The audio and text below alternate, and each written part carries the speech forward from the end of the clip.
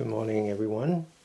Welcome to our Saturday morning practice, and also to those from Europe, and as well as those from Asia. Good evening. Our morning practice is 2 hours. For those of you who are here and new, or can only commit to 1 hour, we will provide a break at 1 hour, and then a break at 1.5 hours. But the program is designed for 2 hours. And it's designed as a boot camp. It's a boot camp to train the unification of a body and a mind by building a bridge. The bridge is called Qi. Qi has different meaning. At the very minimum, Qi means just breath. Qi can also mean circulation. Qi can also mean life energy. So we're going to do that step by step, building up to a crescendo that finally we call the Jingjing. So first we're going to come back and observe the body. We're going to calibrate the body by sitting with the spine straight, the shoulder open, relax. We're also going to come back and inspect the mind. We're going to bring the mind and the body together, following the center of our hand, bring it all the way up to our shoulder level. And we're going to focus on the wrist. We're going to do some joint exercise to improve the circulation through the joints. Every part of our body can be a blockage for Qi, so we're going to work on the joints first. As we rotate a joint, we're going to focus on the joint. We're going to focus on the body, focus on the change of the body. Any heat that is generated, any sweat that is generated, any pain, any numbness, we're going to focus on that. And now we're going to go the other way around, concentrating on our body. This is not a simple task, actually, trying to focus your mind onto your body.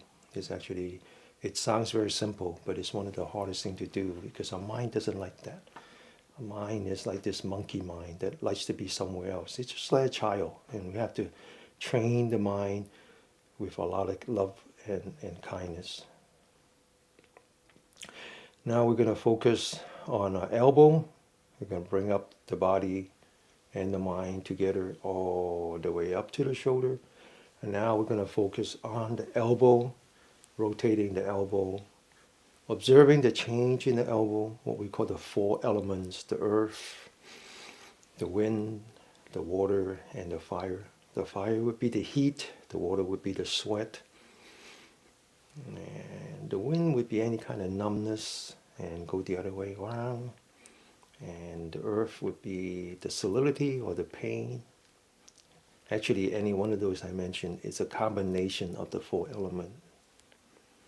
Now bring it back down. We're now moving from the wrist to the elbow to the shoulder. The shoulder is an important part of our Qi. It has a lot of energy points that are associated with both the heart and the lung. Now we're going to bring the hands up together, very slow, all the way up, stretch, and we're going to calibrate, make sure that our mind is at the center of the arm as you come down. Open that shoulder, touching the walls on both sides, relax, bring it back up again. Stretch, hold, open that shoulder, come down, feel the pain on your shoulder, bring it back up. One step at a time, very slow, very mindful, making sure that the mind stays with the body. This is no ordinary fitness. This is not about the body. This is about the trinity of the body, the mind, and the Qi. It's all 3 together that makes a healthy person. Come down.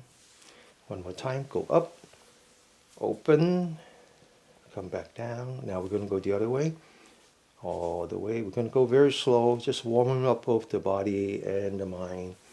Open the shoulder, bring it up, stretch, and as you come down, make sure that the mind stays with the hand. Open, stretch, and come down. Open, stretch, hold, and come down. Open the shoulder, relax, hands in front. Very slowly bring it up, and as you open, Feel the pain on your shoulder, embrace the pain, and as soon as you come down, let go of the pain. Let the mind come back to the center of your palm. One more time. Stretch open, bring the hand as far back as you can, embrace the pain, observe the pain, let go of the pain.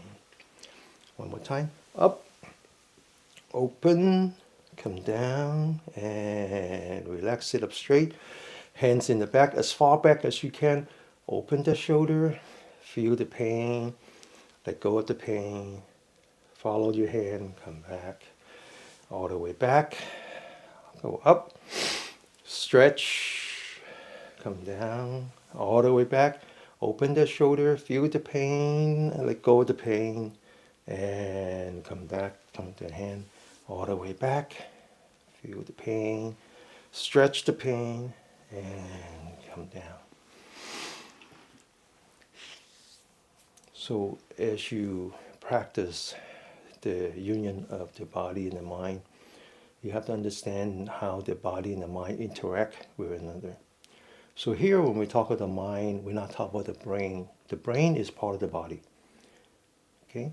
So the mind is something else, something that we can't quite understand, but we understand its effect. And one way to understand the difference between the body and the mind is understand the difference between pain and suffering. Pain is the physical pain. Pain is how your body senses your different parts of the body, and then it sends a signal to the spinal cord. Then from the spinal cord, it goes up to the brain. The brain decides whether it's something that you enjoy or not. And from there, it develops into suffering. And so the way that you want to understand the difference between pain and suffering as part of a spiritual practice is that you stay with your body. Your mind always stays with your body when you're moving. Whether you are walking or doing exercise, always stay with the body. When you're stationary, you stay with the breath. The anchoring of your mind onto your body is what we call mindfulness, nothing more. Mindfulness, the Pali word is sati. It's the name of a goddess, and the historical Buddha borrowed that to just mean memory. That's all it is. Always check to see where your mind is. It's I explained that to some of my Cantonese-speaking students a long time ago. I said, when you're a grandma and you raise your grandchildren, you take them to school, what is that one thing that you always do? You always hold their hands as you walk across the street. Why is that so important? Why is it so important to walk across the street holding the hands of your grandchild? Because you don't want your child to run away. If they run away, they get run over by a car or they get kidnapped. So why is it so hard that we always have to anchor our mind? Because if we don't have that skill of anchoring a mind on a breath when we're stationary, anchoring a mind on a body when we're in motion, then the mind would do whatever it wants to do. And when you have a pain, whether it's physical pain or mental pain, and in this case we're talking about the pain that you actually sense, it would be as if the mind runs away and get kidnapped by what we call the hindrances being a clinging, aversion, and so forth and so on, right? So this basic skill is what it's all about, anchoring your mind onto your body when you're moving, anchoring your mind on your breath when you're stationary. The only difference here is that we expand that to beyond sitting. So whenever people talk about meditation, it's always about sitting. Here we don't. Here we believe that since we are capable of all four postures, not only that, we are the only species in the entire animal kingdom who is capable of all four postures: sitting, standing, lying down, walking, which includes exercise. We believe that the way to our spiritual well-being is through all four postures. So last week we practiced sitting and standing and lying down. This week we're going to practice walking. And all you have to do is remember is that when you are in motion, you anchor your mind onto your body. When you're stationary, you anchor your mind on your breath. So we're going to continue to work on the shoulder. Again, we're going to create a little bit of physical pain, and I just want you to remember that. Don't be afraid of the pain. The pain is just physical. As long as you don't let it metastasize into suffering, it is just another physical phenomenon. So as you experience the pain, embrace the pain, and as soon as the pain is gone, quickly anchor your mind back to your body and let the pain subside, and it will not become suffering. All right. So open your shoulder. Put the left hand in front, making sure that that is stationary, and then the right hand stretch out. We're going to move one arm at a time, separating the left brain from the right brain. Taking the right arm, make a full circle in front, and as you wrap around your head, open that shoulder. Really feel the pain, observe the pain, and let go of the pain. Come back, and then open that shoulder, feel the pain, and then come back. Always practice. Where's my mind? Don't let the mind follow the pain. Observe the pain and then let go of the pain. Come back, and when you let go, just come back to the body. Come back to the center of your palm. Focus on the center of your palm. Feel the pain. Let go of the pain. One more time. Feel the pain. Let go of the pain. One more time. And relax. Now we're going to focus some more on how we're going to center our mind onto our body. We're going to throw, this one is called throwing the fist. Continue to work on the shoulder. Okay, so as you throw the fist, open the fingers, straighten up your arm, and then lean out the elbow. And when you throw it out, right, you're exerting a force. And Newton's second law, being a mechanical engineering professor, I would tell you that Newton's second law dictates that every action equals the reaction. So as you do that, you're going to feel the vibration coming back. All right? All right. Open your shoulder, sit up straight, relax. Bring out your right hand, focus on the center of your palm, make a fist, follow that fist. Upper left hand corner, up. Feel the vibration coming back to your shoulder. Bring your hands back, transfer your attention from the right to the left. Okay, look at it first, center of the palm, and then make a fist, up. Come back, give it to the right arm, down. Mind follows the body, down, up, up, down, down, up, up, down, down. One more time, up. Follow the hand, up, down, down. Sit up straight, open your shoulder, relax. Two hands following your hand. Two hands at the same time. One, come back. Two, come back. Three, come back. Four, come back. Five, come back. Relax, take a deep breath, opening your mouth, blow air through your mouth, empty your stomach, and then relax, let the fresh air come in your nostril, and relax some more. Now we're going to continue from the wrist to the elbow to the shoulder, and now we're going to move towards the neck, but there's an area right between your shoulder blade and between your neck and your spine. That little area here is a very important area. So it's not important because it's part of your body. It's because it's important because it blocks your chi. What is chi? Chi is just energy. Chi is energy. At the simplest form, chi is yin and yang. Yang means the sun. Yin means the shadow. It's the difference between how your body is influenced by the sun and how your body is influenced by the absence of the sun. I grew up in Macau, a fishing village. I know about all that. The sea behaves differently depending on the sun and the absence of the sun. The sea is part of the planet. The planet is 70% water. The body is also 70%, maybe 70% water. As much as the planet is influenced by the sun and the absence of the sun, our body is also influenced by the sun and the absence of the sun. So there are two energy points. One is on top of the head, that's always influenced by the sun. There's another point opposite to that at the bottom of upper torso, which is influenced by the absence of the sun. So this is called the yang, this is called the yin. and energy circulates around in the back. The main channel is a yang channel. The main channel in front is a yin channel. And as the energy circulates around, this area becomes the blockage. And so now we want to exercise that. And we do that by using a very old 1,000-year-old exercise. Very simple. Take your shoulder, lift it up as if you're hanging your entire body. And then now open the shoulder.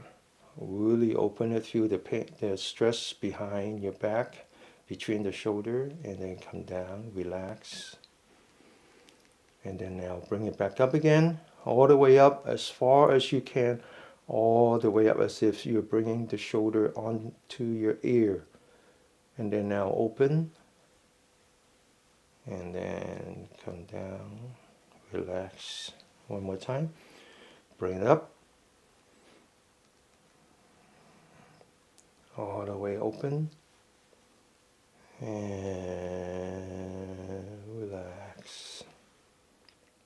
Sit up straight, stretch your spine as if somebody's pulling your hair. Stretch the spine, open your shoulder, relax, and then now bring your hands in the back of your head, look down, straighten up your spine, bring the head down, fight it with your neck and your spine. Now rotate to the left. We're improving the circulation by doing joint exercise. This is a complicated joint. It's everything coming together in the back. Now coming in the middle, back to the left, straighten up your spine, make sure your spine is straight. Come back in the middle, back to the right, come back in the middle, and then relax very slowly. Sit up straight, open the shoulder. This energy point here, this one where your ear comes up. Okay, and it's not at the top of the head, it's actually right behind. And we want to make sure that this is point to the sky as we sit. And we do that by straightening up the spine, open the shoulder, lean back the forehead, tuck in the chin. Okay, now we're going to relax, and then we're going to take the head, rotate it back, very relaxed. Rotate it to the right, all the way around to the left, in the clockwise direction, feeling the stress on your neck. And now we're going to go the counterclockwise direction. Very relaxed. And we're going to come back to the sitting position, open the shoulder again, straighten up the spine, lean back the forehead, tuck in the chin, maintaining the 100 meet. This is the yang energy point pointing to the sky. Now we're going to take the right hand and we're going to bend the neck towards the right, fighting it by maintaining the posture. Relax. Take the other hand. Take it, sit up straight, bend it to the right, to left, and then relax. Now we're going to work on one energy point. And this one, so you take your hand, right hand, you take 4 fingers. Okay, can you see? Yeah. You put that behind the ear first, and you feel the skull. Now, then you take your 4 finger, you slide down, so that it fits nicely onto your neck, and you feel that there's a muscle here, and then there's a muscle here. So it's right between. It's like it's in the valley. Now press down on that with 4 fingers. I don't want you to rub it, okay? I just wanted you to press it down with force, doing acupressure. Okay, now sit up straight, press it down, and then now take your head, rotate it to the right, all the way to the right, opposite side, okay? All the way, you feel the pain, sit up straight, keep pushing, and come back in the middle, very relaxed, and then let go of your fingers. Now take the other side, 4 fingers again, put that behind your skull, behind your ear, touching the skull, and then very gently slide down until all 4 fingers fits nicely on the neck. You feel the sort of the valley between one set of muscle to the other. And then now you sit up straight, you press down on that, and then you rotate the head to the left. All the way to the left, you feel the pain, sit up straight, and then come back in the middle, and then relax. So this energy point is called the the pan or the wind. Now, in the four elements, the earth, the wind, the fire, and the water, the wind element is the one you can feel, but you can't see, you can't smell, you can taste. So wind is the nerve.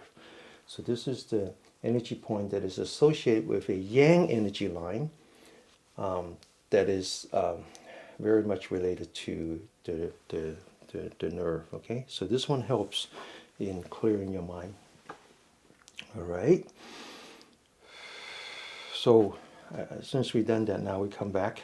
We're going to work on clear the. So we've done the first part, which is the joint exercise. So the joint exercise is mechanical, right? Because the joints had no blood vessel. So the only way you can improve circulation is by doing some mechanical work.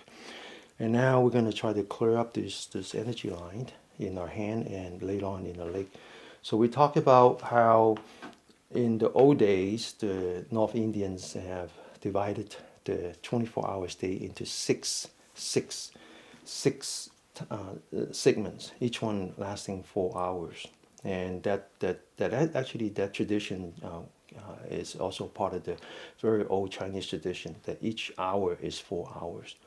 And as the Taoists learn to meditate, they realize that each of those 4 hour time segment, there's an energy line that is active in the body.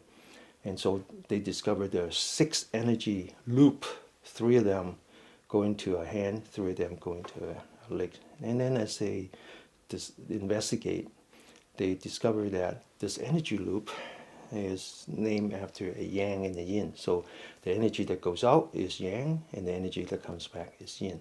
So 3 of that is in the hand, 3 of that is in the loop. So to clear that, we're going to do some finger work. So sit up straight, open the shoulder, pointing all 10 fingers in front. Again, this is very mechanical, right? So what we're doing is action equal to reaction. So as we explode the fingers, that's yang energy coming out. And then as soon as it reaches the end, it comes back as yin energy. Okay, so this helps to clear these chi blockage, the blockage of the chi line. So open your shoulder, sit up straight, relax, 10 fingers pointing to the camera. Focus on the 4 fingers. Think of them as springs. Hold it down with the thumb. Wind up the 4 fingers, straighten up your elbow, and then just let it explode. Okay, get ready. 1, 2, feel the vibration coming back. 3, 4, 5, 6, 7, 8, 9, 10. Now come back, open your shoulder. I'll talk about the energy points here. There's another one here, and then there's another one. There's a whole bunch, okay? I'm just picking up the one that a little bit more strategic. This energy point has to do with one of the energy loop, which is the lung energy loop. And so we open that, and then we take the middle finger and the center finger, forming this, what we call the lotus hand, put that onto the energy point with the back of the hand facing front, and then get ready. 1, and then the back of the hand facing the camera. So we're actually twisting as we go out, okay? Get ready, sit up straight. 2, again, 3, 4, 5, 6, 7, 8, 9, 10. Okay, so this clears the 3 energy loop, the 3 yin energy line. Each one is half of the energy loop, is the thumb, the middle finger, and the pinky. The thumb is named after the lung. This one is named after the pericardium, the heart, the mechanical part. This one is named after the heart, the emotional part. Okay, associated with these 3 are the large intestine, the small intestines, and what is called the triple warmer. The triple warmer has no equivalent in the Western science. It is that one energy line that has nothing to do with, it's not a single organ, but the entirety of all your internal organs. So the Chinese divide the internal organs into 5 yin organs and 6 yang organs. The yin organs are treasure organs. Those are you were born with. They contain the essence of your life. And then that's called the tertiary organ. Now, the vessel organ is an empty vessel. This is the one that allows you to contain your resources from the universe, whether it's food, digested food, or the body waste. And so there are the intestines, there are the stomach, there are the bladder, and so forth. And they come back together. They're all interconnected through this thing called the connective tissue. And so we're going to exercise that by doing some deep breathing using the diaphragm. Okay, so diaphragm is that membrane right below the lung. It is the connective tissue that brings everything together. So as you exercise that, it actually massages all your internal organs. So we're going to do some deep breathing, exercising this yin line in front. Then we're going to exercise the yang line in the back. So sit up straight, open your shoulder, relax. Put your fingers together. Put that below the belly button. Sit up straight. We're going to take a deep breath. Very gently, very slowly. Okay?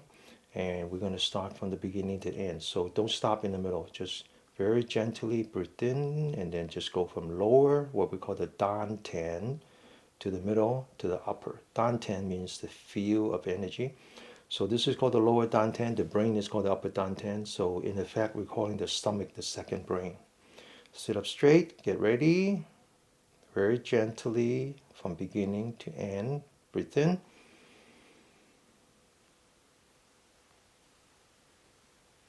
Breathe out. Now as you come down, straighten up your elbow, open your fingers, keep the pressure on the wrist, and imagine there's two big rocks on the either side, and what you want to do is climb the mountain. And the reason we do that is this is the yin, away from the sun. This is the yang, facing the sun. The lung and the pericardiums and the heart, they travel this way. The opposite travel that way. And so there's the energy line, or the triple warmer, which is an entirety of your internal organs. It actually travels this way. So we're stretching the upper arm, okay? All right? Okay, so we're going to do it for real 3 times. Sit up straight, relax, put your fingers together, put it below your belly button. Focus on your nostril, breathe very slow, very steady, very light from beginning to end. Breathe in. Breathe out. Unlock your fingers and climb the mountain, stretching the upper arm. Second time, relax. Get ready. Breathe in. Breathe out. Open the fingers. Climb the mountain. One last time, sit up straight, relax, breathe in from beginning to end. Don't stop in the middle, okay? Breathe in. Breathe out. Climb the mountain. Okay, now we're going to switch from the front to the back. Okay, the back coincides the spiral cord.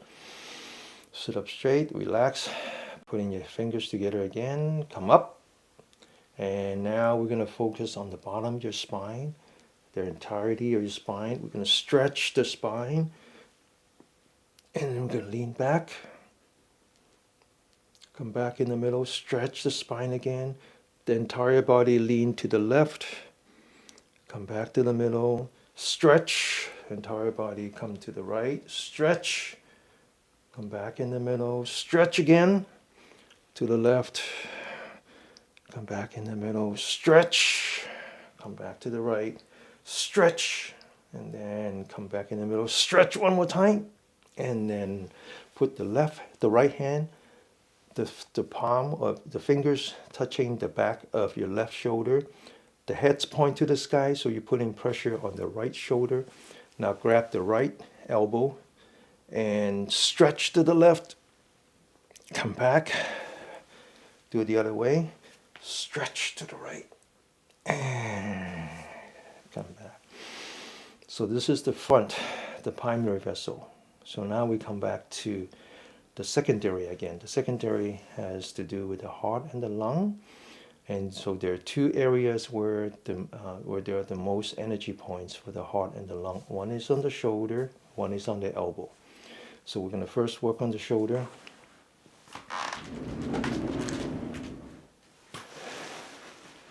Sit up straight. Put your hands together, the palm together on the lower back. Sit up straight. Head's pointing to the sky. Rotate the fingers so they're pointing up. Very gently bring it up along your spine. Now sit up straight, head's pointing to the sky, and we open the shoulder. Keep it open all the way. Maintain. Open some more, and then very gently relax. As soon as we relax, come back to our mind, come back to our breath. This is a very good cardio exercise, and if you're wearing a Apple Watch, I am, you can actually tell your heart beating much faster now. So I want you to come back. I want you to learn to relax. Okay, so this was Yang. This is activating the sympathetic nerve. This was rest and digest. Okay, you have nothing to do with it. Your body senses that you are in danger because you were doing a very energetic exercise. So it is putting out stress hormone, and what you want to do is you want to just relax, let go of the stress hormone. You want to come back to the yin state, the parasympathetic, the rest and digest. So there's a little trick that I learned since I explained that I was growing up in Macau. You go to the beach, you go to a pond, and you focus on top of that beach, on top of the pond. And what we just did is like someone threw a big piece of rock onto the pond, create all kinds of disturbance. So don't follow the rock. Just keep focusing on the top of the pond. Relax. And you can start to see the wave of the pond subsiding, becoming more and more calm. You can actually see the moon reflecting off the top of the water. You can't quite see the moon yet because there's so much wave on the top of the water. So you want to wait. Just keep yourself calm. All of a sudden you start to see the moon. Keep focusing on the top of the water. Keep focusing on the moon. Anytime that your mind gets disturbed, the moon gets disturbed again. So come back, calm your mind, and relax. Okay? So that's a little trick that you can learn. You can do that anytime you want. Just sit, relax, focus on that huge body of water, be it in Hawaii or wherever, it doesn't matter. Water is very calming.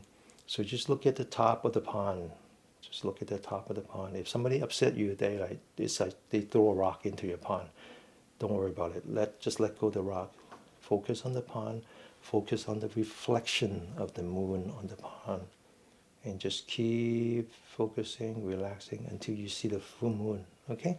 And the minute that your mind disturbed, the moon is gone. Come back to the moon. It's a very effective technique. Okay? So we relax. We're back to the rest and digest. Now we're ready for the second exercise, which is also good for your cardio, your lung and your heart.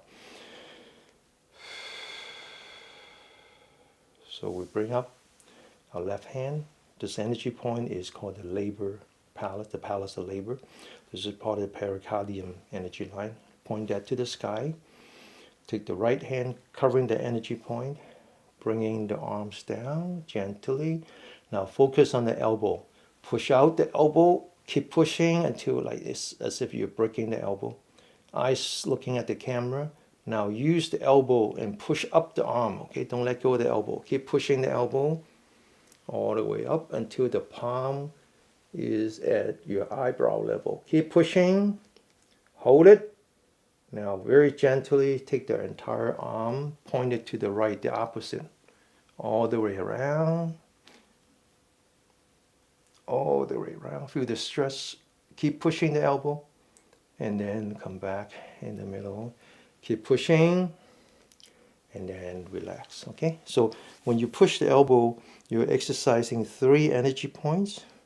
This one has to do with the heart. This one has to do with the pericardium. This one has to do with the lung. And this is the yin line.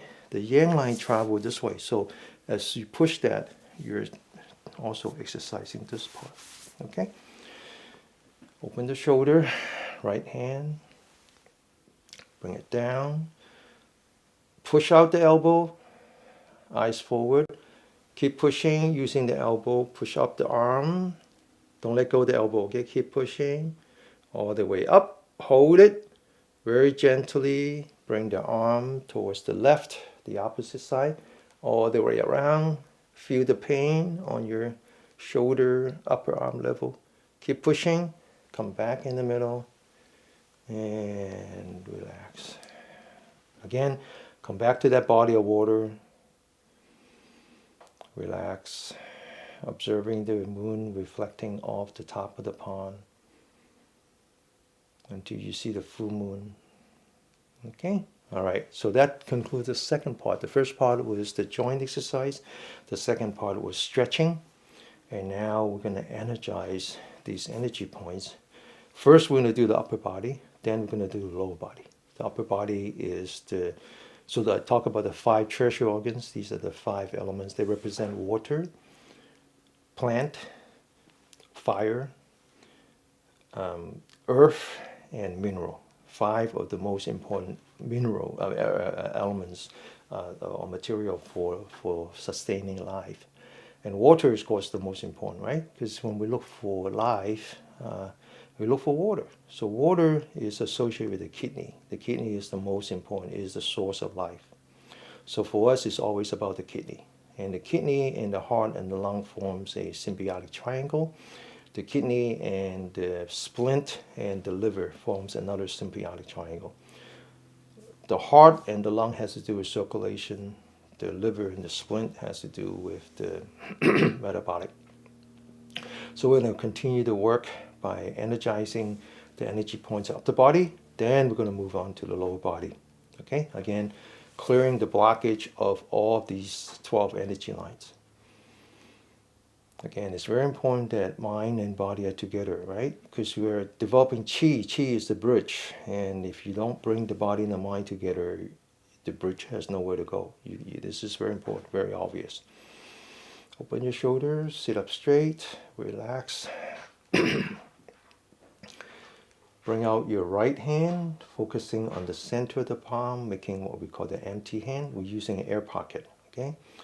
Now, lean the head looking at the right side, putting the right hand on top of the shoulder, and the palm touching the collarbone. Listen with your left ear. Wake up, concentrate.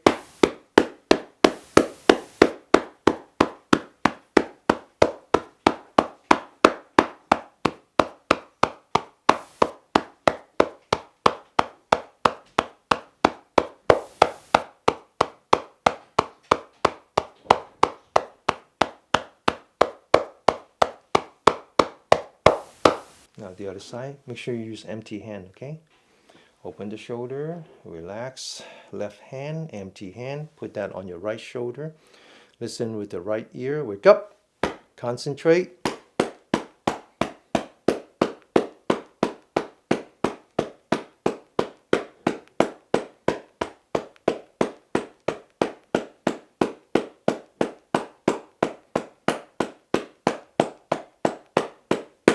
Open the shoulder, straighten up your left arm, putting the elbow on top of your head, very gently tucking the upper part of your right ear. Left hand, empty hand, right hand, empty hand, put that on your armpit. Listen with your left ear. Wake up, continue.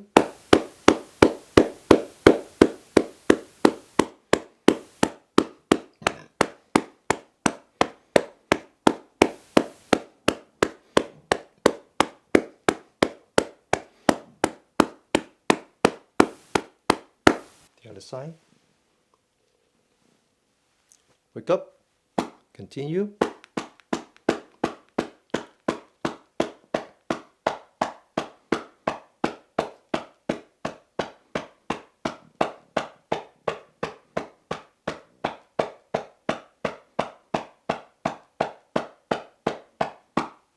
Okay, open the shoulder, back to our old friend, the elbow. Put the palm at eye level, lock your elbow. Okay, two things, lock your elbow, empty hand. Put the fingers on top, the center of the palm on the side, covering all three energy points. Wake up and continue.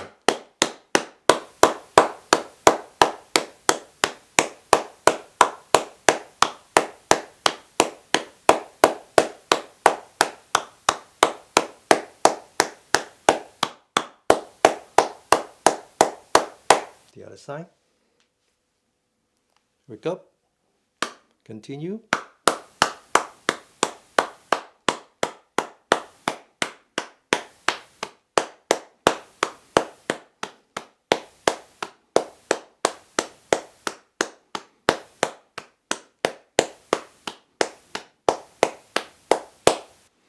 Now we're going to work on the back. The back has an important energy point line called it's a yang line because it's facing the sun. It's the one that has to do with the the bladder. The bladder is the protector for the kidney. Okay, open your shoulder.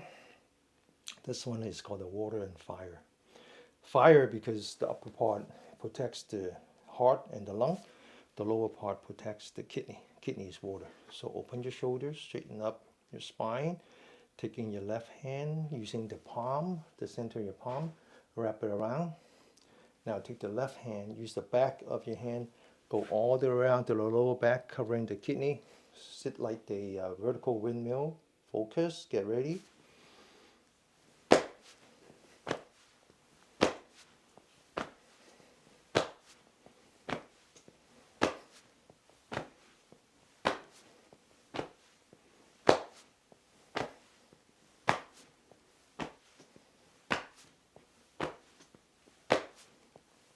Okay.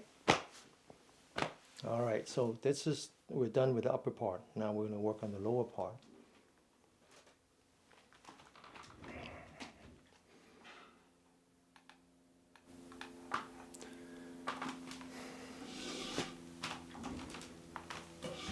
Okay. Massage the outside, facing the sun. This is yang. Massage the inside, away from the sun. This is yin.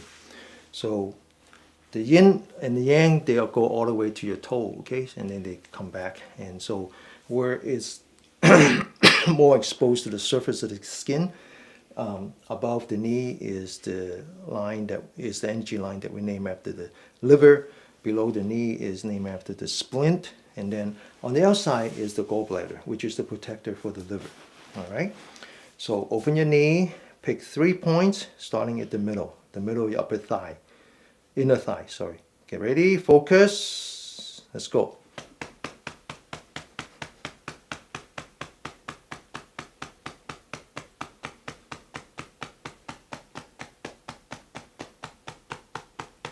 So often I'm asked so how hard should I hit this?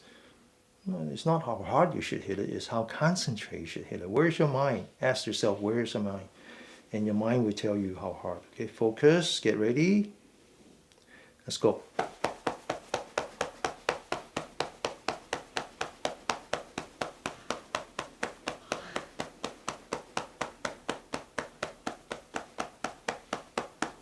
Okay, now move towards your knee, before the knee. Okay, get ready, go.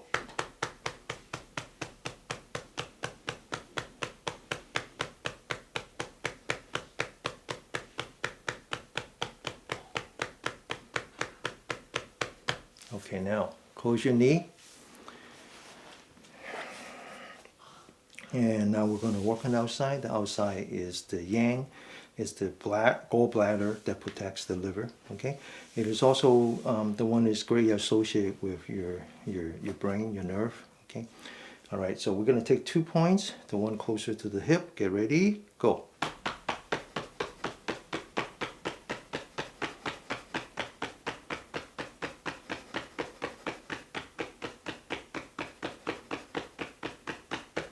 Okay, now move towards the knee, but not yet to the knee. Get ready, go.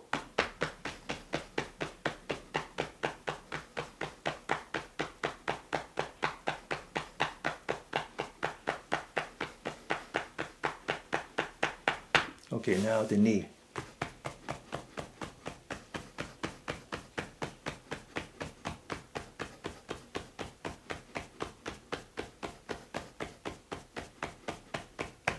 Okay, now we're going to find 3 energy points on the outside.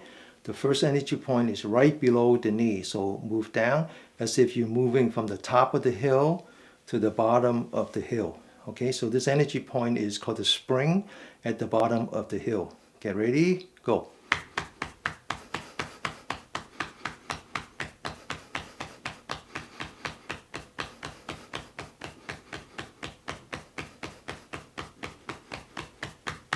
Now move towards the middle.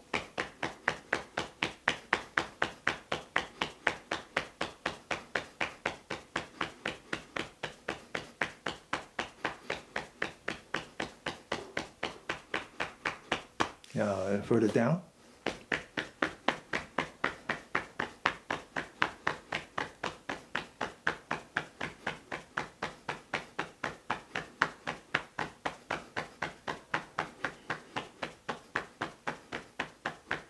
Okay, now open the knee. Start at the knee.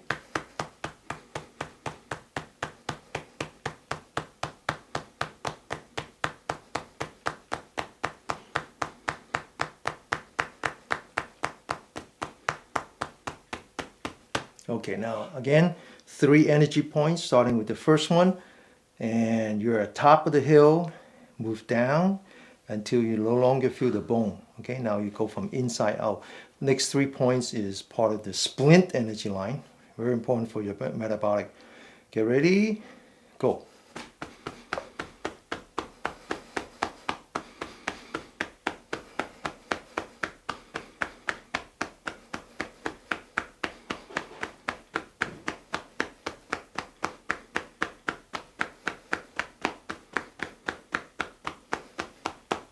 And in the middle, okay? Still on the inside, okay?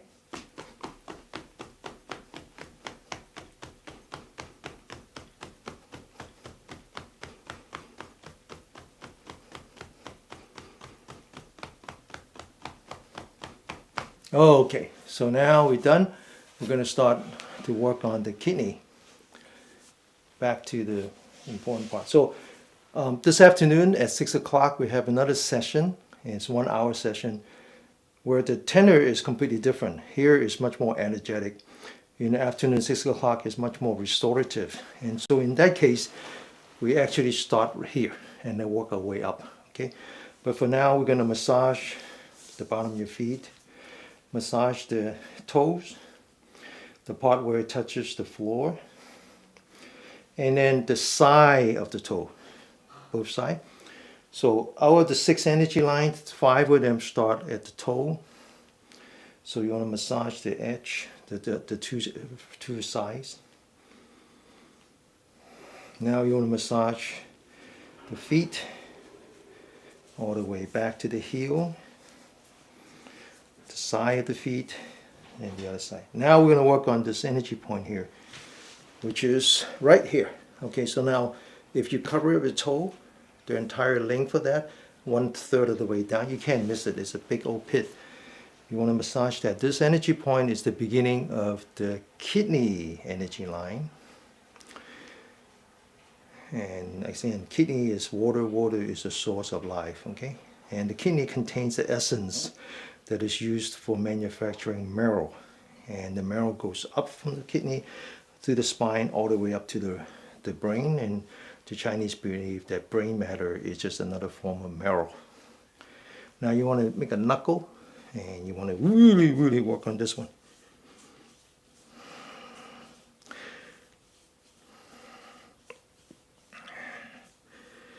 And now we're going to work on some energy points all the way up.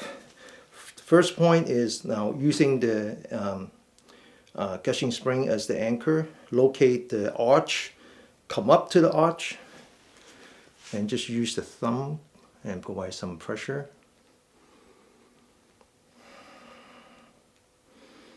Next one, continue and just come down the arch before you reach the heel. So you notice that all the energy points are not on the bone. There's no energy points on the bone. They are like always in these cavities, you know, how do you say that word? Like in the valleys, in the cave. Cavities? Okay, now Put your thumb on the angle. Draw a cross. The one that goes towards the bottom of your feet. Put your thumb on the angle and move down, as if you're moving down from the top of the hill again, and then until you no longer feel the angle, and just press down on that.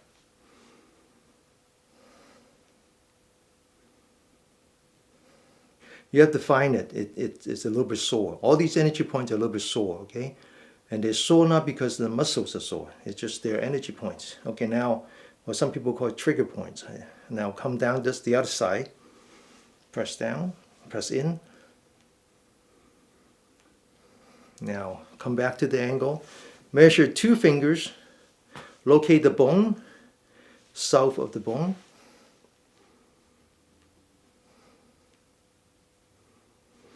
Locate the angle again. 4 fingers. Locate the bone, south of the bone.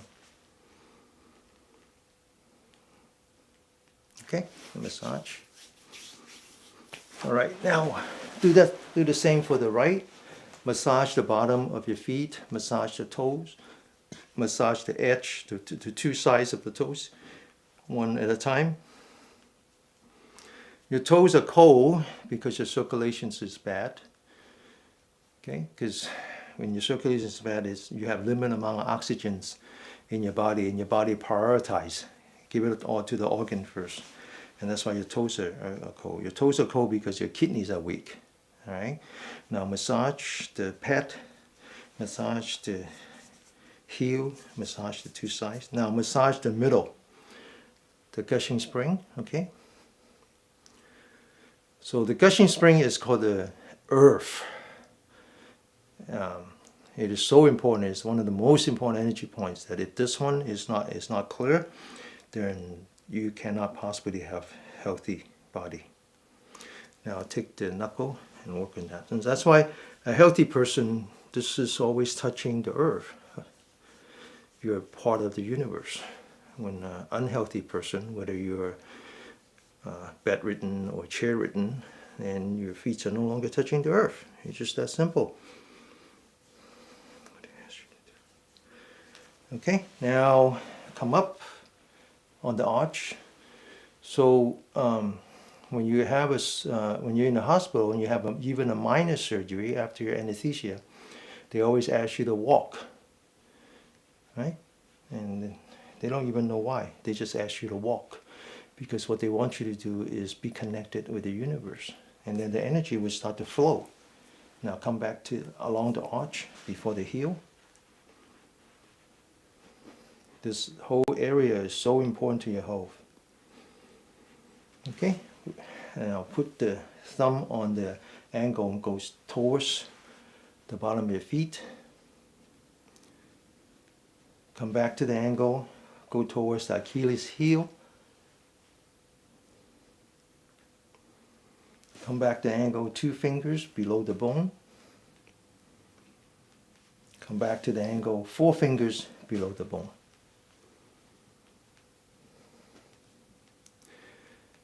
Okay, massage.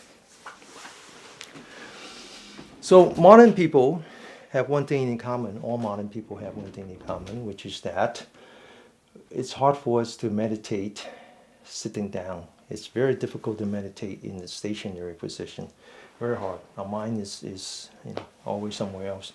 So we need to compensate that. We need to deal with that by learning how to meditate in motion, standing, walking. Walking, exercise, and so forth. And so we actually have done 1 hour worth of meditation. Trust me, because during just 1 hour, it's always about the mind and the body together, right? That's one. The other one that all modern people have in common is that their entire lifestyle is all about destroying the kidney. It's all about destroying the kidney, right? We don't eat right, we don't drink right, we don't sleep right, we don't exercise right, and it's all about the kidney. And so this gushing spring is just that important. So now that we have worked on that, I want you to sit on the edge of your chair with the feet touching the ground, be in contact with the earth, and now we're going to work on the heaven, okay? And so I mentioned the 2 energy points, the one that's touching the ground, And then also the one is always exposed to the sun. So this is where all the yang energy comes together. So I want you to sit properly, open your shoulders, straighten up your spine, relax, and then lean back the forehead as if the neck is touching the collar, tuck in your chin. Okay, now the 100 meat, where the ears comes together, is exposed to the sun. I want you to take 10 fingers, pointing down now, not like this, pointing down, and around the 100 meat, there are 4 energy points around, and just tap it gently but focus. Get ready, go.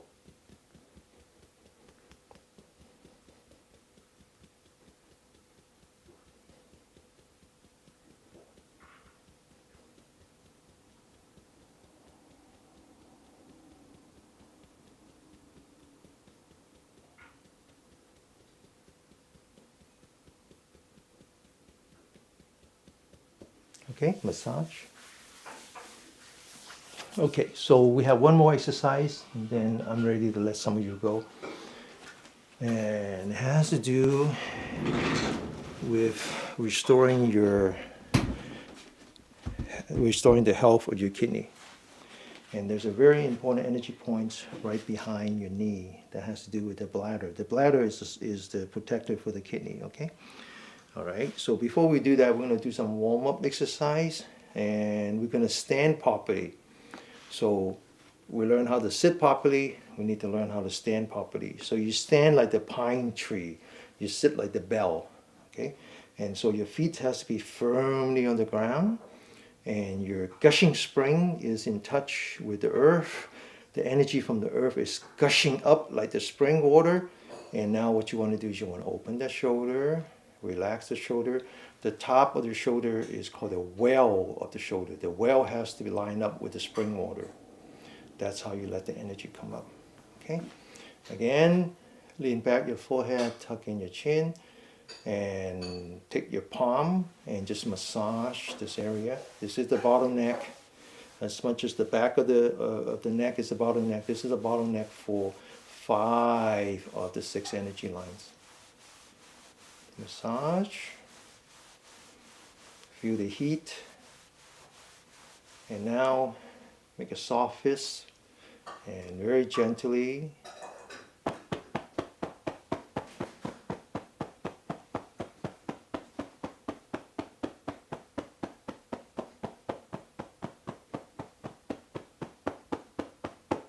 and then continue.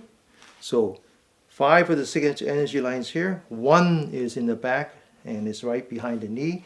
So stand with the 4 fingers behind the knee, the thumb on the side. Get ready, go. And continue.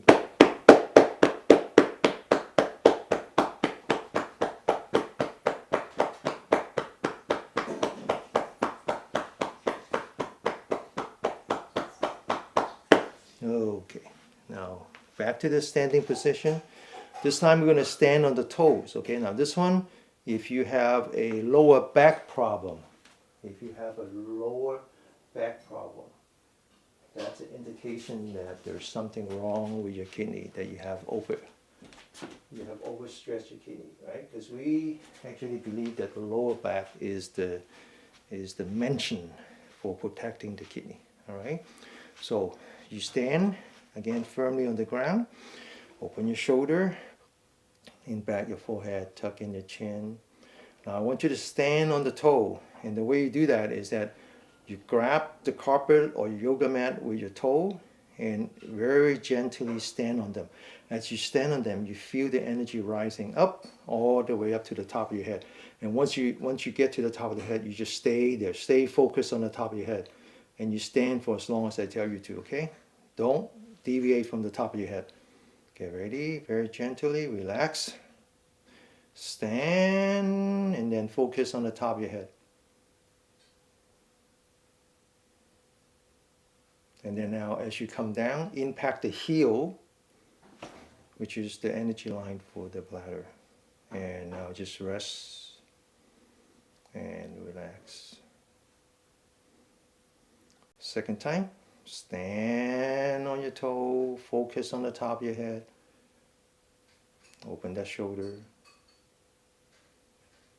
and then come down. Relax. Third time, stand on your toe. Focus on the top of your head. And relax. One last time, stand on your toe.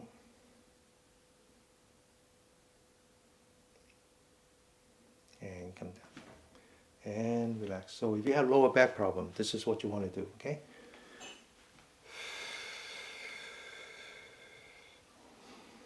Okay, now one more.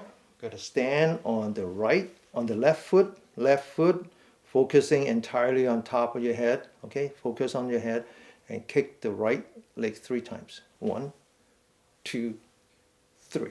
Now rotate, stand on your right side, focus on top of your head, kick the left 3 times. 1, 2, 3. Okay? If you focus anywhere else, you're going to fall, right? All right. So this is 1 hour. For those of you who have committed to 1 hour, now is a good time to take a break.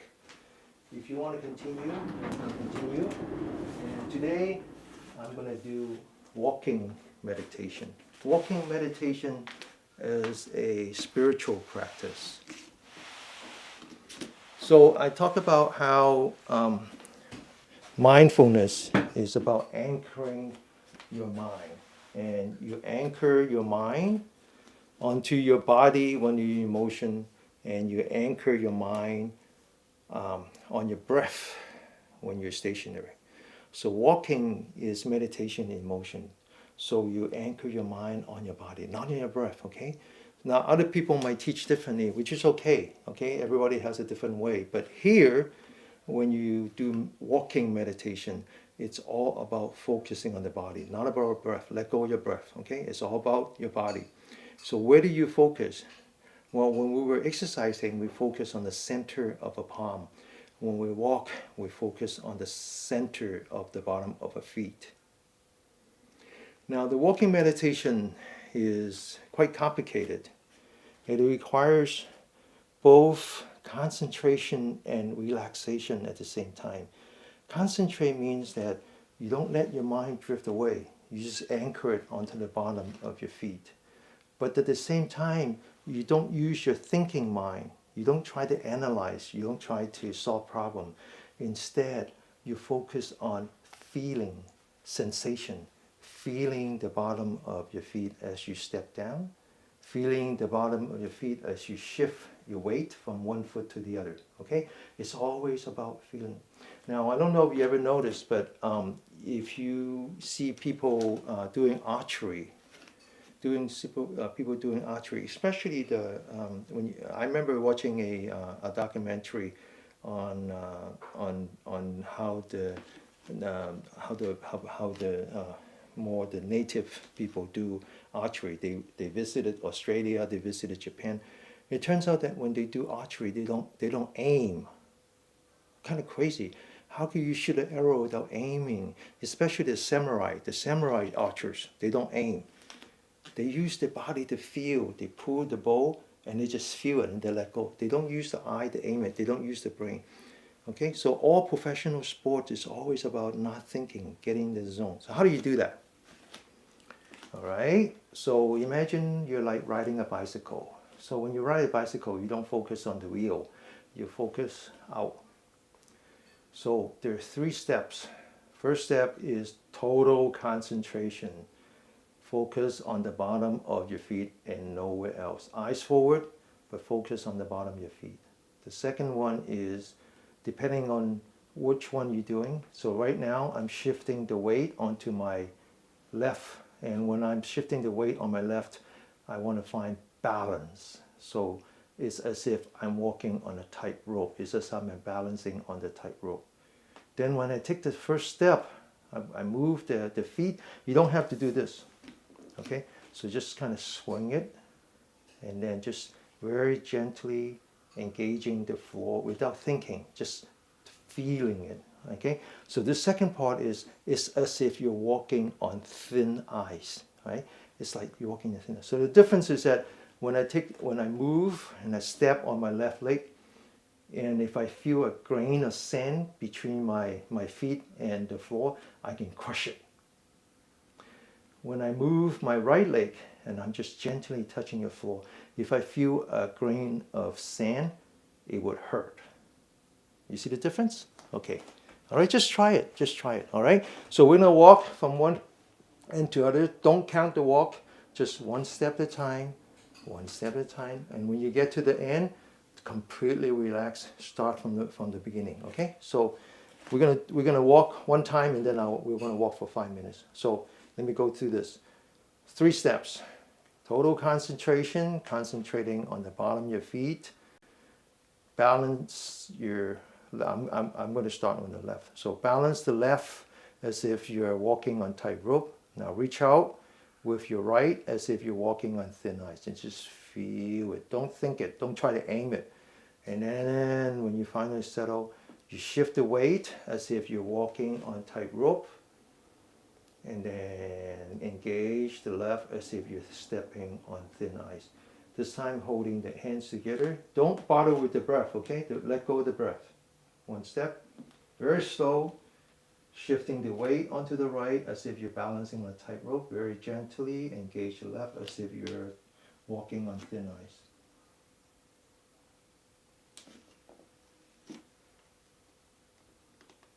One step at a time. Back and forth between balancing and just touching. Okay? So, and then when you get to the end, you just try it again. All right? So just try on your own for 5 minutes. Okay? Just do that on 5 minutes. It requires a lot of practice. This is one of the highest forms of spiritual practice, actually. Looks simple, but it's very, very. Just let go. Don't think too hard. Just back and forth between balancing on a tightrope, stepping on thin ice, balancing on tightrope, stepping on thin ice. All this time, eyes ahead.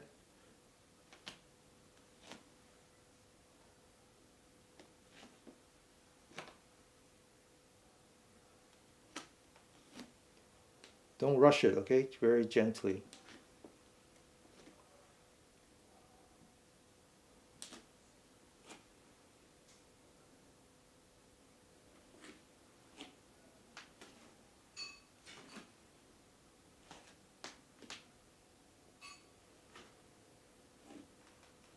One step at a time.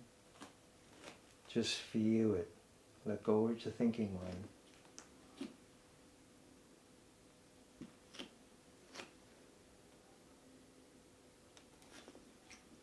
Balancing on tightrope, stepping on thin ice. Balancing on tightrope, stepping on thin ice.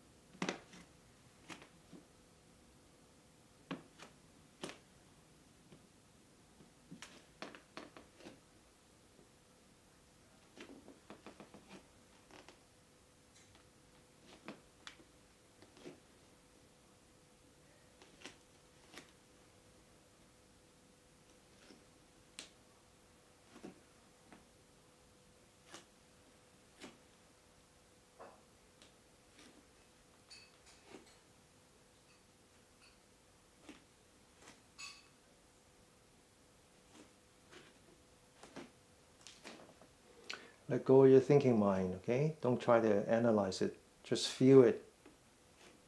Feel the touch. Feel the weight. When you're balancing on one foot, crush that grain of sand. When you're stepping on thin ice, don't let it hurt. Be very gentle with that grain of sand.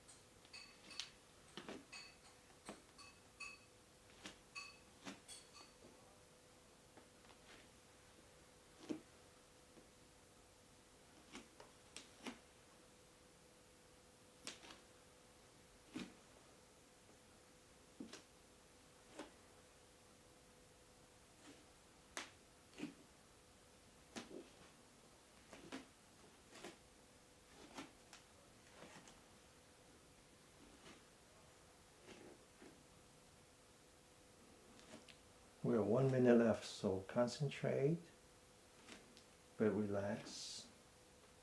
Shifting back and forth between balancing on tightrope, walking on thin ice.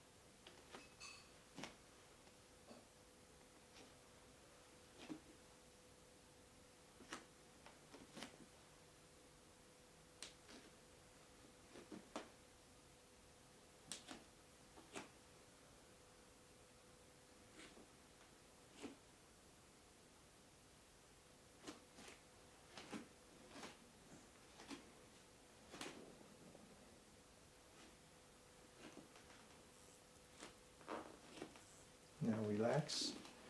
We're going to sit for 3 minutes.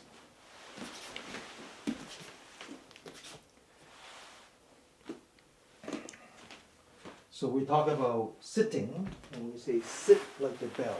We talk about standing, and we say like stand like the pine tree.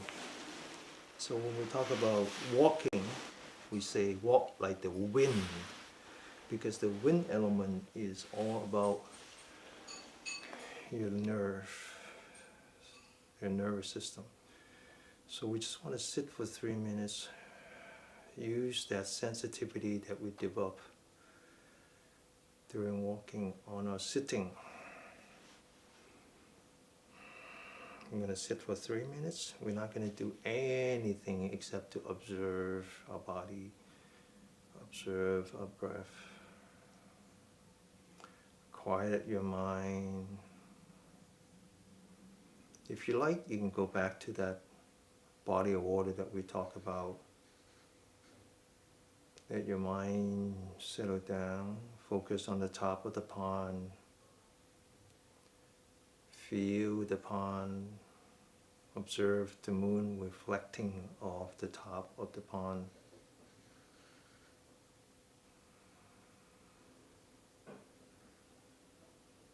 Feel your body, feel your breath.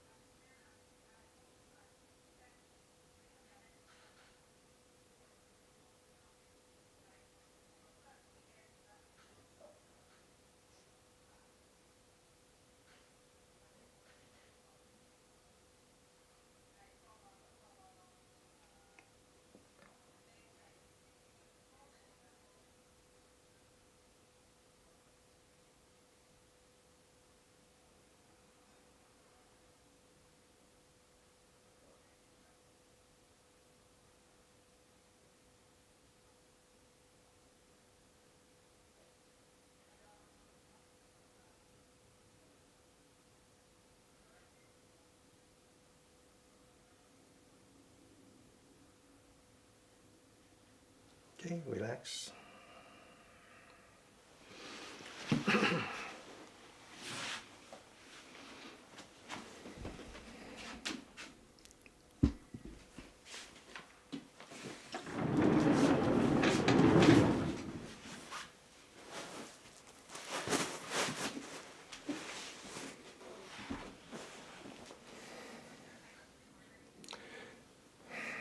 Thank you.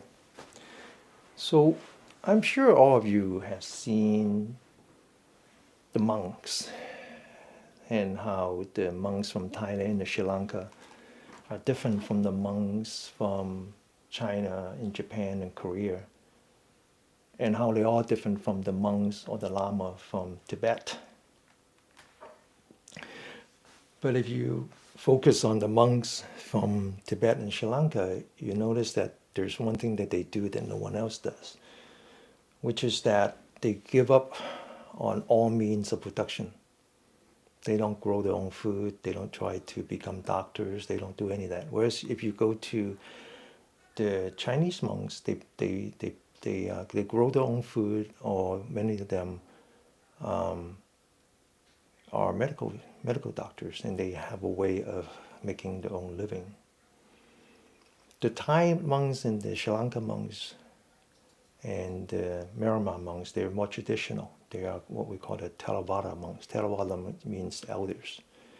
Their training is actually direct descendant from the training from Buddha himself 2,600 years ago. And one of the things that they do is they give up on all means of production. They become beggars. In fact, the word for monks in Pali is bhikkhu.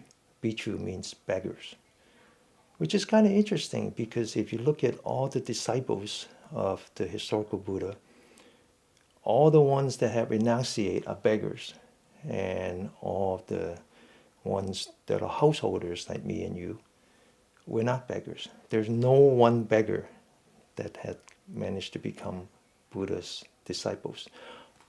But yet all the ones that renunciate are beggars. And the reason is that in order to renunciate, and because back in those days, all the students that followed Buddha and became monks were very, very rich people. And so they have to learn to renunciate. And so every morning they get up, and when I visit Thailand and Myanmar, I often get up very early in the morning, and I observe them go beg for food. They would go out and beg for food. And so they actually are practicing renunciation, but at the same time they give an opportunity for the villagers to practice compassion and giving. But you notice that there's one thing that they do. The one thing that they always do is they walk barefooted.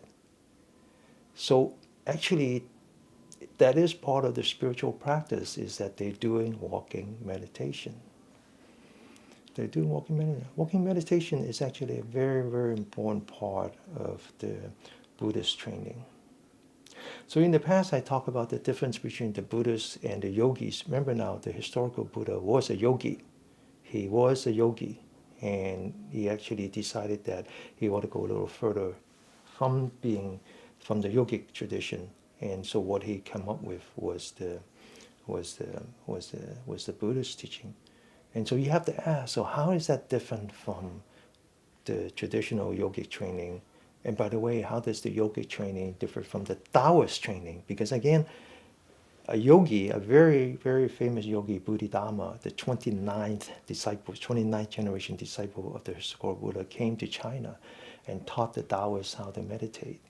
And so these are all kind of connected. And so you have to ask, you said, oh, what is this all about? How are they different? I'm often reminded of the fable of the blind person trying to figure out what an elephant looked like. Right? And you know that. So if someone were to come to me and says, Denny, is what you're teaching Qigong? Is what you're teaching yoga? Is what you're teaching, meditation? Or is it the Theravada meditation? Or is it the Mahayana teaching? I would have to ask you, so which part of the elephant you want to look at? Because it's the same elephant. So if I were to ask the question again, what is walking meditation? And why is Buddha's teaching, where is it differ from the yogic teaching? If I were to ask that question again, the answer lies in the Bible. The answer lies in the Old Testament. The answer lies in the book of Genesis. And you say, well, why are you bringing that in here, in this conversation? It's just another part of the elephant. People tend to look at their part of the elephant. But if you look at the entirety of the elephant, it's the same elephant. So what does it say in the book of Genesis? In the very, very last day, after God had created everything for Adam and Eve, he told Adam and Eve, and it says, this garden Eden was created for you. These plants that have fruits, that's for you. These plants that have grains and the grass, they're for the animals. In other words, you're supposed to be a vegetarian. You're here to protect the animal, be friends with them, not here to eat them. Anyway, but he also said one thing.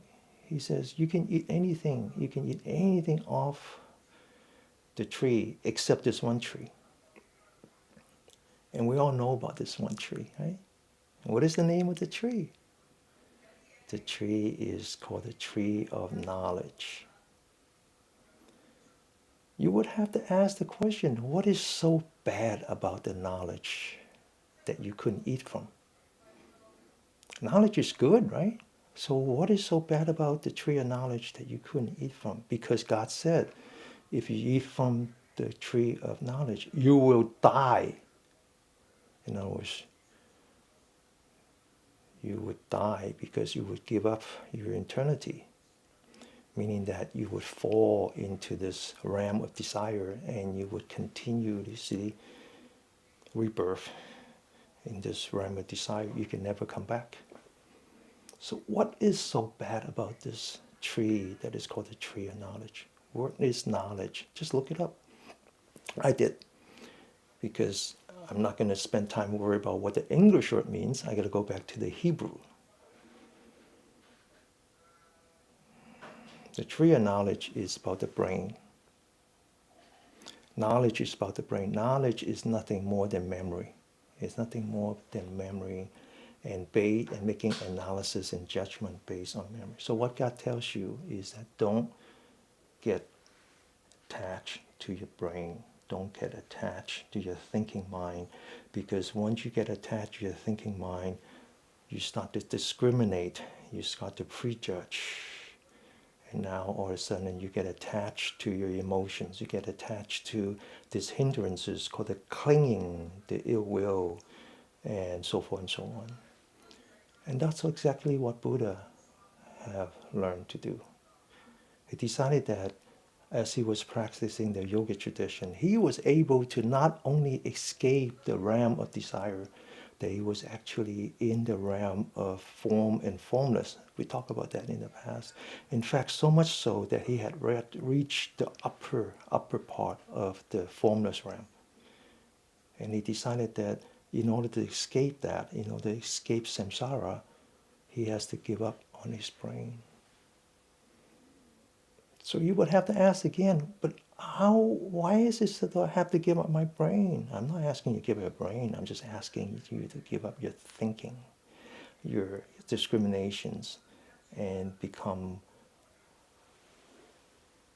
someone who doesn't judge other people, just accept people as who they are.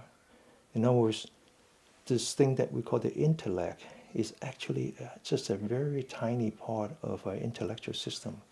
We focus so much on the brain that we forgot about the spiral cord. We focus so much on this that we forgot the spiral cord. When someone takes that three-point shot at the end of the basketball game, he's in the zone. He's not thinking. He's trained not to use the thinking mind. He's completely focused on the spiral cord. He's completely focused on sensing the outside world. Because all our sensors, all the nerve ending ends in the spiral cord. then it's delivered to the brain where you can make your judgment. Ignore that judgment. Let go of the judgment. Focus on the sensation. That's what Buddha learned. That's what he did. And he taught his disciples to do that in the walking meditation. Okay? So now is hour and a half. It's also a good time for someone to take a break. I would like to sit for 3 more minutes before we do Jingjing. Okay? So this time, I want you to focus on letting go of your thinking mind. I want you to learn to sit properly. We're going to sit like the bell. We're going to focus on our body. Imagine that we're like the bell. The bell has a pedestal. Our feet has to be firmly on the ground. If they're not, put some pillows or blankets so they're not hanging midair. This is called the 7-point sitting posture. The first point is the legs, they're the pedestal. The second point are the hands. Just let go of your hand. The third one is the spine, the most important. The spine is the center part of your bell, the clapper. It has to be hang from the ceiling, so we're going to stretch, grab the hair on top of your head as if someone is going to hang your spine from the ceiling. The next one is the shoulder. Open the shoulder, relax, let the gate of the cloud energy point pointing to front. Relax the shoulder. The next one is the forehead. Going to lean back the forehead until the neck touches the collar. Now we're going to tuck in the chin so that the 100 meat points to the sky. Now we're going to take the entire body and lean forward. And then we're going to lean back. As we lean back, we're going to keep the hip forward, but the upper torso back. So we're putting some pressure on the adrenal gland, temporarily telling the body not to put out any stress hormone, enticing the body into this rest and digest mode. Then we're going to focus on the eyelid. Relax the eyelid so I can see through my eyelashes. I can see my knee. I can see my hand. I can see the floor. But you don't need to open it, just enough that you can see the outside. Next thing I'm going to do is I take the tip of my tongue and I close my mouth. I take the tip of my tongue and I let it touch the roof of my mouth, right where the teeth meets the roof. I'm actually reactivating my saliva gland, letting all my saliva flow into my stomach. Again, enticing my body into the rest and digest mode. Now I'm going to focus on my breath. I'm going to use everything that I learned from the walking meditation, become very sensitive to my body. Focus on the stomach, not on your nostril. Stay away from your thinking brain. I feel my body as I breathe. As soon as I know I'm breathing, I open my stomach. And you might say, well, I can't feel it yet.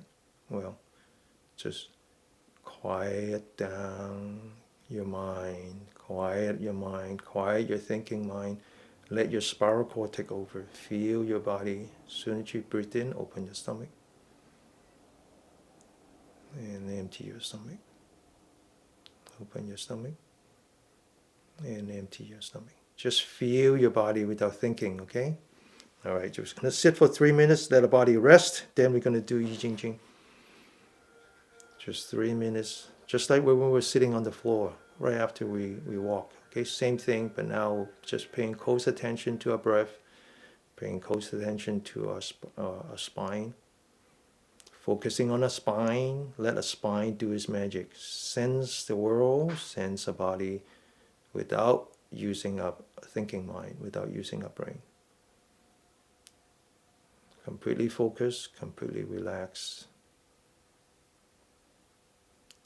Paying 100% attention to our body with no intention. We're not asking for anything. We're not going after anything. Just be completely relaxed.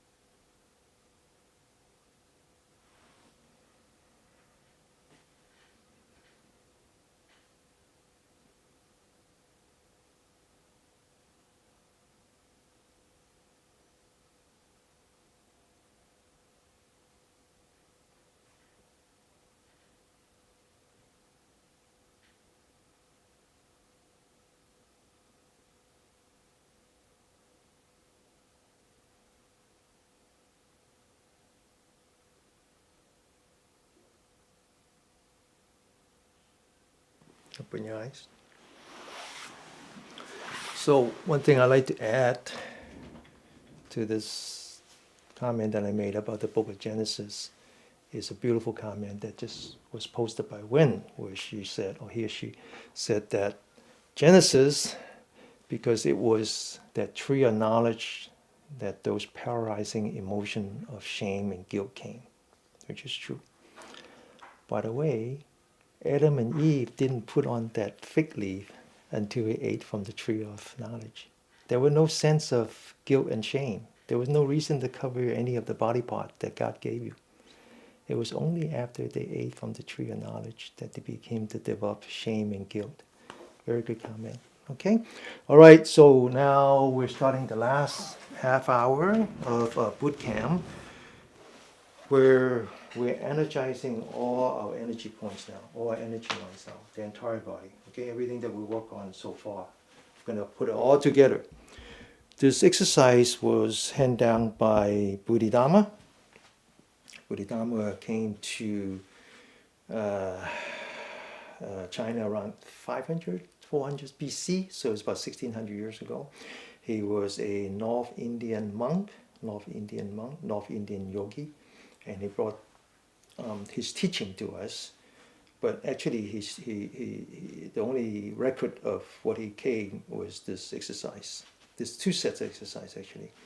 So this one actually is called the Jingjing, which means exchanging tendon. This is how it's normally translated, except that I don't like that translation, because the word doesn't mean tendon. The word means connected tissue. It's the entirety of the connected tissue. It's really about the qi, because the connected tissue that connects all our internal organs, and every single part is the conduit for the qi. So when we do this exercise, we have to start from the proper standing posture. So again, we stand with the bottom of the feet touching the ground, growing roots because we stand like the pine tree. Then we open the shoulder, let the gushing spring connect to the well on the shoulder. Then we rotate the big toe inward 45 degrees. And that way we're loosening up the knee, letting the calf and the thigh take over. The heat element comes up. Again, maintaining the posture. Then the next one is that understanding that this comes in 14 sets, 14 forms. The first one is the most important. The first one is called spirit boosting palm. So we have to focus on the center of a palm. Now we use energy that comes from the mind. So we have to focus the mind on the center of the palm, open the shoulder. And when I say go, you push with your body and your mind together. So again, this is mechanical engineering. Force equal to action equal to reaction. As soon as you push down like this, then a reaction will come. A yin energy will come all the way up to the top of the head. You will feel the vibration. That's why it's called spirit boosting palm. It just shakes up your whole central nervous system. Get ready, open your shoulder, focus on the center of the palm. Concentrate, go. And then relax, come back to the yin. Relax. Second time, spirit boosting palm, focusing on the center of the palm, open your shoulder. Get ready, mind, body together, go. And relax, feel the vibration, and then now come back to the yin, come back to the rest and digest. One last time, open your shoulder, get ready, go, and relax. The second one is called pointing. This one tell. Pointing is the thumb, both a verb and a noun. Thumb pointing. This is the important energy point.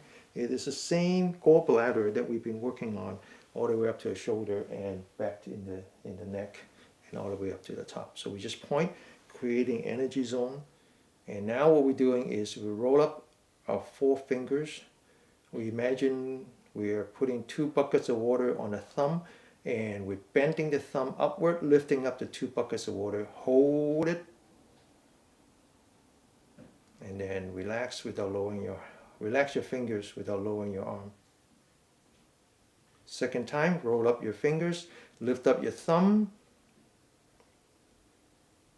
and relax.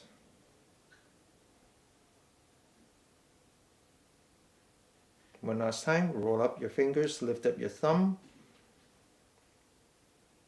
and relax. Now relax your hand. The next one is called the beginner's mind. Mind also means center. It's the center of your palm. Put the thumb in the center of your palm, roll it up with your forefingers. This is like the baby's mind. This is what the baby do. The two things that we borrow from the baby when they're inside the mother's womb. This one and the tongue touching the roof of your mouth. So now we're going to take the thumb and we're going to squeeze it, bending it inward. Creating the energy in the body, and then relax. Back to our breath again. Second time, fingers in the middle, roll up your forefingers and squeeze your thumb, bending it inward. As much as you bend outward, and now you're going to bend it inward, and then relax. One last time, thumbs in the middle of your palm, bend your fingers inward, and relax. Now we're going to take a deep breath by putting your fists together below your belly button. Again, lower dantian, middle dantian, upper dantian. Don't stop in the middle. Breathe in.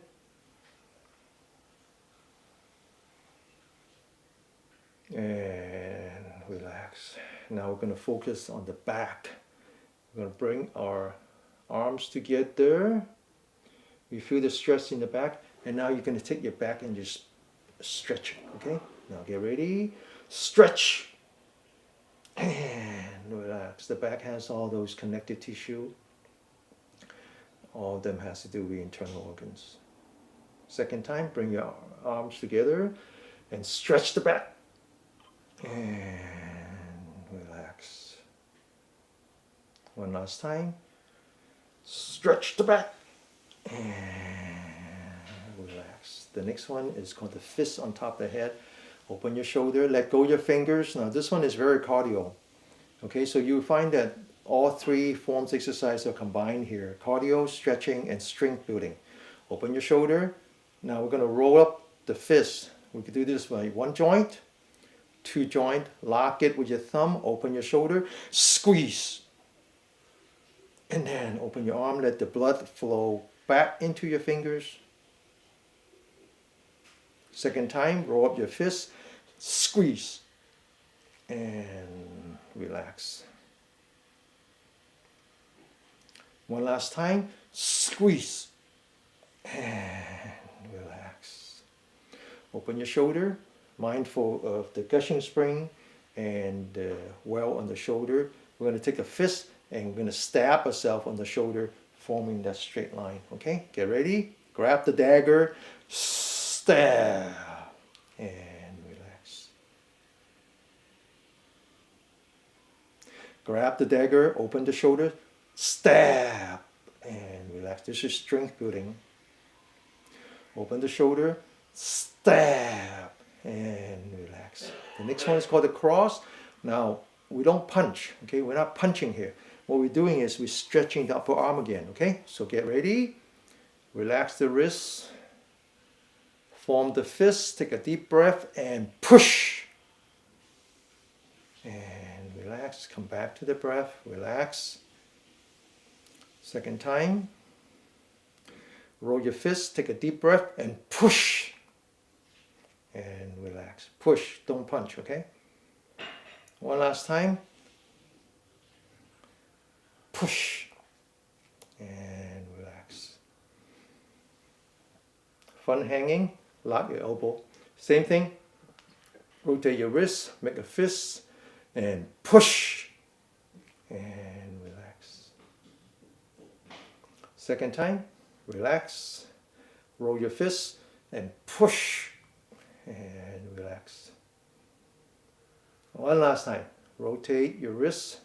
Form the fist. Take a deep breath and push. And relax. Grab the pole. Do a chin up. Pull yourself up. Strength building again. And relax. Grab the pole, pull yourself up, and relax. Grab the pole, pull yourself up, and relax. Put your fists together. Imagine you have two bow and arrow. We're going to open the bow. Get ready. Open the bow, open your shoulder. Strength building again. Relax. Second time. Open that bow and relax. One last time. Open the bow and relax. Very important that you relax. Because if you don't relax, you have no saliva right now. So right now you want to collect all your saliva. And you want to swallow, that's water. And at the same time you want to push down the energy, go down. Push and swallow. All the way down, back of the hand touching, head's parallel to the floor. Check your posture. Squeeze your fist 3 times. 1 time, relax. Second time, relax. Third time, relax. Now flip your hands so the palms are facing upward. Take a deep breath very slowly. Looking at the camera. Breathe out. Breathe in. Open your hands. Lower your knee. Push that big rock. Push. And then stand up. Relax. Close your eye. Imagine the universe in front of you. Swallow the universe. And then completely relax. Completely relax. Relax some more. Okay? Now we're going to sit down for 3 minutes and learn to use that energy within us. Back to the sitting position again. Very important that you sit properly so that you're not putting any stress on your upper torso. Straighten up your spine so the energy flows from your spine to the top of the head and come down. Relax your shoulder, open your shoulder. Focus on your body. Your body is full of energy right now.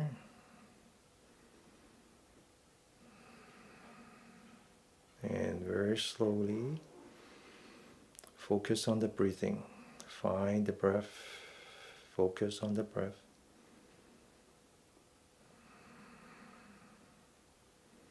Open the stomach when you breathe in. Collapse the stomach as you breathe out. Your body is very strong. It's actually doing a lot of all the breathing on its own.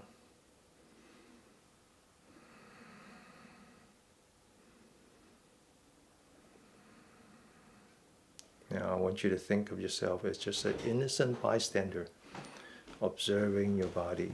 You got nothing to do with this body now. The body is capable of doing everything on its own. All you have to do is maintain that posture. Now as you breathe in, I want you to take that energy, start at the bottom of your spine and just slowly bring it up to the top of your head. And as you breathe out, very gently let it sink from the forehead all the way down to your stomach. And wrapped around the bottom of your upper torso, back to the spine again. As you breathe in, bring it up. Bring up your body, straighten up your spine, open your shoulder, lean back the forehead, tuck in your chin. When you reach the top of your head, very gently relax, breathe out. Start at the forehead and just let it sink. As you sink, you lean back the body slightly, as if you're getting away, and let it fall to the feet. You feel the weight on your feet, and then wrap around, back to the spine again. Bring it up to the top of the body, top of the head, and then just let it down. Okay? Just follow the energy within you. Commit to 3 cycles at once, up, down, very relaxed, very focused at the same time. Up, down, just follow it. 3 minutes. Maintain your posture, bring your body with you as you go up. Maintain the posture, slightly lean back as it comes down.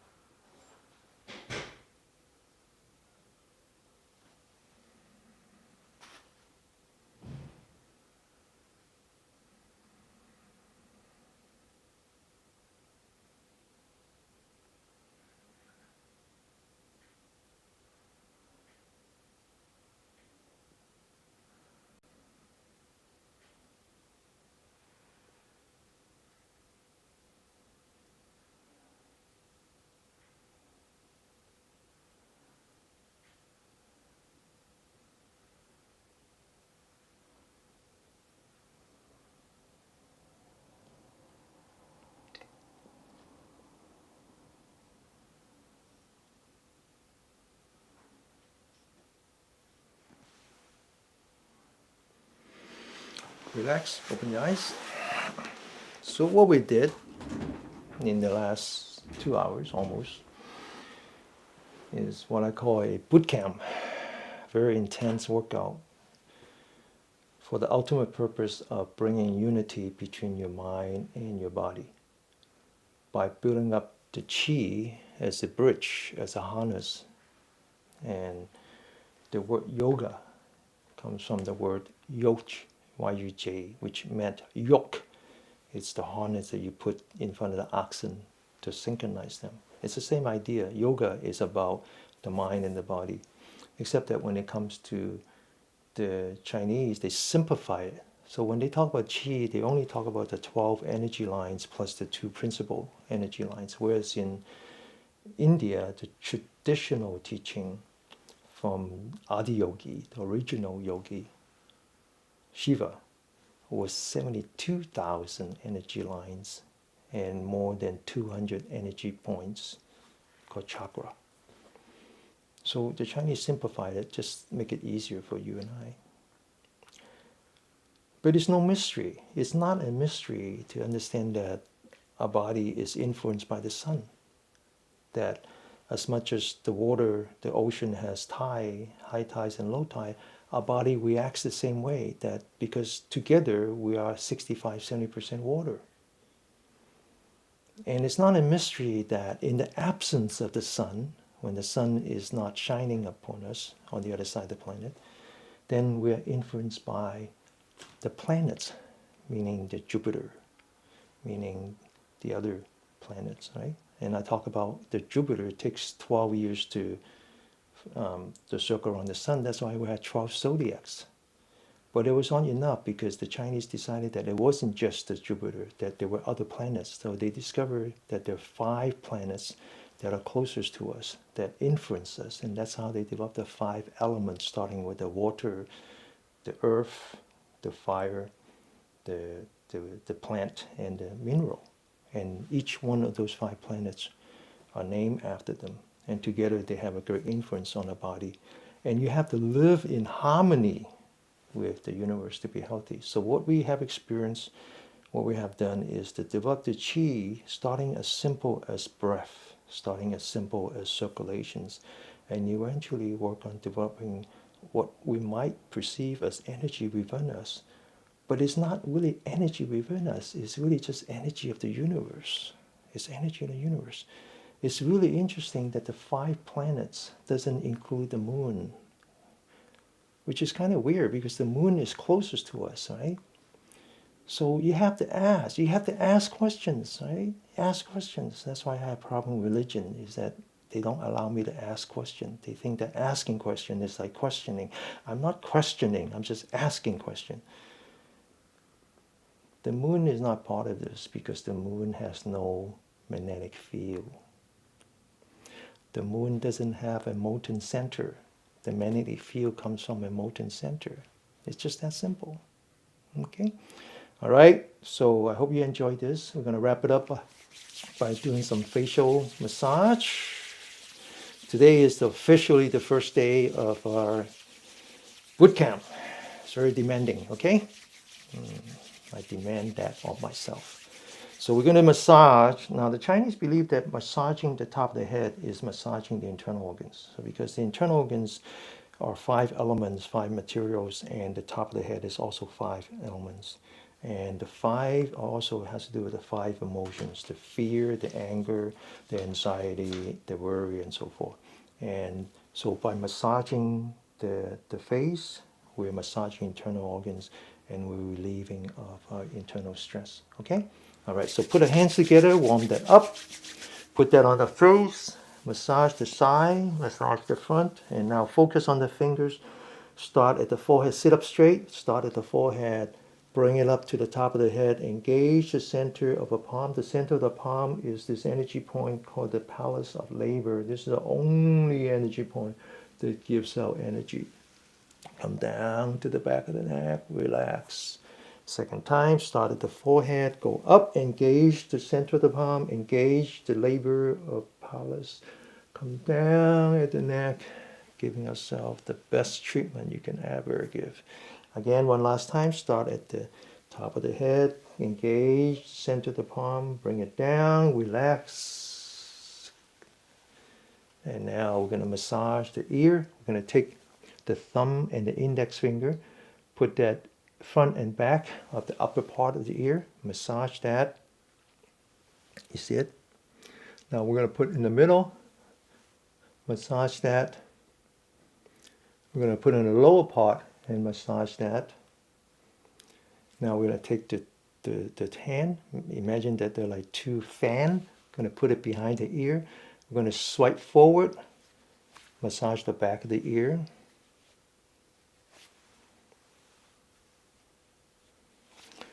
The ear is water. The water has to do with the kidney. The kidney has to do with fear. Okay. Now we're going to take the index finger. We'll put it outside the nose. Okay. The nose has to do with the lung, and the lung has to do with the mineral, and it has to do with sadness. Two fingers, start at the corner of the eye, come down to the corner of the mouth, relax. Just tell yourself to relax. You're relieving all of your emotions, all of your guilt and fear and shame and anger and everything that we don't want. Now take the thumb, put it at the bottom of our eye bag, from the corner to the tail. The eye has to do with the liver, has to do with the wood element, and the liver has to do with anger. So we want to release ourselves of all anger. Now go to the other side. Back to the index finger again. Start at the beginning, more or less the beginning of your eyebrow. Find that dimple. Massage that dimple. That's a very important energy point. Relax. Keep telling yourself to relax. Let go. Let it go. Now put the two fingers in between the eyebrows. Sit up straight. Squeeze the eyebrow as if you're squeezing toothpaste. You can just imagine all your anger just leaking out from the eyebrow. Okay? All your anger, all your worry, all your fear. We don't want any of that. All right, now take two fingers. Put that right here. Remember when we were touching it with the tip of the thumb? And just massage. And finally, we come to our fingers. The fingers are also the 5 elements. They're also associated with the 5 tertiary organs. So we want to release ourselves of all the internal stress. In modern terms, it would be called oxidation damage. Okay? They don't have that in Chinese. You have to. All right, now we're going to massage the fingertips. Make sure that we do everything we can to improve our circulation. Nothing good come out of bad circulations, right? Okay, now we're going to do one very important exercise. Again, sit on the edge of your chair with the feet firmly on the ground. Open the shoulders, straighten up your spine, focus on your elbow. Relieve all the bad chi from the bottom of your lung. Get ready.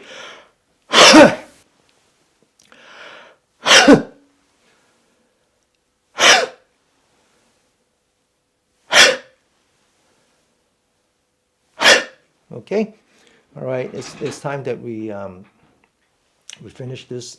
If you have any questions, or if you have posted any question that I don't know, I can't answer right now, I can't go back, then please join a circle and ask the question there, okay? So everybody can benefit from this. I will see you at 6 o'clock, where we're now going to a 1 hour, much more restorative. Okay, this is much more energetic. This will be much more restorative, much more therapeutic. Okay, so we do that in 6 o'clock. Otherwise, I will see you next week, every Saturday, 8 o'clock in the morning and 6 o'clock in the evening, my time, Pacific time. The circle when is, just go to DennyKmiu.com/circle. The name of the circle is called Mindfulness Fellowship. Alrighty? I bless you. Peace, health, and happiness. See you 6 o'clock, or I'll see you next week. Bye-bye. And thank you once again for